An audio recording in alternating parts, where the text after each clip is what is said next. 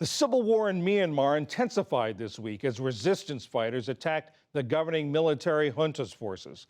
The United Nations estimates that nearly 18 million people need humanitarian aid as a result of the fighting, which is now entering its third year. It follows a 2021 coup that returned the Southeast Asian nation to military rule. That was followed by a brutal crackdown on dissent, relentless attacks on civilians, and an exodus of people to neighboring countries. The turmoil has also led to a rush to exploit Myanmar's natural resources. Gold, jade, luxury wood, and other commodities are reaching the international market despite U.S. sanctions. Earlier, I spoke with Amin Tant, a Burmese-American journalist, and Jonathan Head, Southeast Asia correspondent for the BBC. I asked Jonathan what led to what's going on now. Well, I think you've got to look at the painful history that Myanmar's had pretty much since World War II. It's mostly been under military rule. There were protests all the way through that period, periodic protests, big ones in 1988 that were crushed very violently. And that's when we first saw the appearance of Aung San Suu Kyi, this figure who was enormously popular, the daughter of a hero of the independence movement. But the first election, the first free election in decades was held in 2015. And perhaps the military didn't expect this, but Aung San Suu Kyi did incredibly well. But when the second election came around in 2020, she did even better. Her party won a resounding majority. And that seems to have been too much for the generals. They felt they were losing too much control. Her relationship with the top general, Min Aung Hlaing, wasn't good. And just as she was about to summon parliament to start her second term of office, he launched this coup. And when the military did it, you saw massive protests.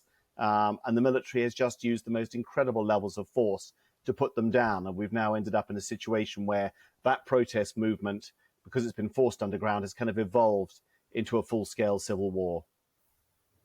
And that the resistance or the insurgents who are opposing the military regime, who's in that, and what do they want?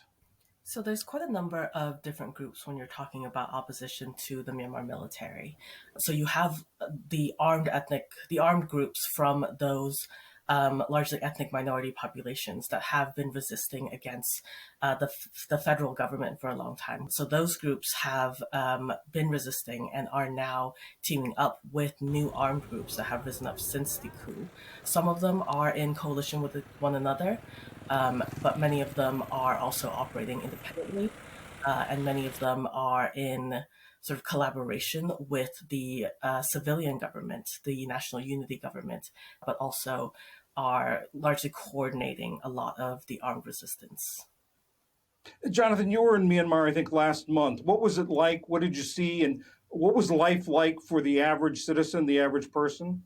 Well, John, I have to qualify that by saying, and we were allowed in for the first time since the coup, but under quite strict conditions. But actually talking to people there, they were extremely concerned. And it turned out there had actually been, the fighting has spread. Local people, particularly young people, who are very frustrated by this coup and by the terrible economic consequences of the coup. The economy's more or less collapsed. So the impression I got was real misery. People were terrified that the conflict was going to spread to their areas. They were terrified of the retribution that would come to them if their own young people took up arms. And they were absolutely devastated by the economic impact. And Jonathan sort of described the repression for people. You told our producers that you left because you felt unsafe. Could you talk about the threat you felt? So, I used to work at Reuters, and my colleagues were put in prison for over 500 days, simply for trying to cover a story about the Rohingya genocide. And after the coup, the repression against journalists really ramped up, in addition to what was already happening. My own apartment was sort of entered into by my landlord and the local administrative department, and it was raided as well. And a number of my friends and colleagues had been arrested by that point. And I felt that in order for me to continue doing my job, in order to not be imprisoned, essentially, I needed to leave the country. And on that point, Jonathan, and I'm going to ask you the same question. Where do you think this is going? Can you see how this might end?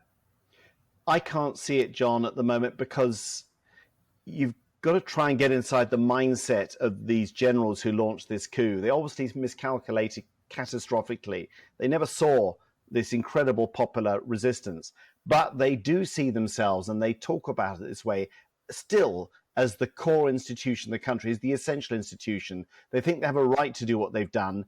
They're very embattled. They've committed dreadful crimes against humanity.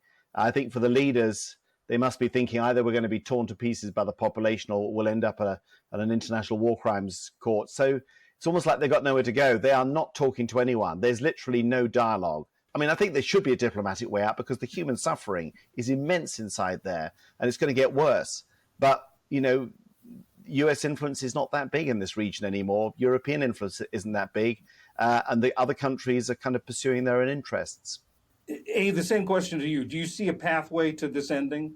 There isn't really a place for the military to go, given the path that it's going on right now. It can't really back down in a way that would spell any kind of success for them. And for the side of the resistance, people have lost so much in the last 2 years.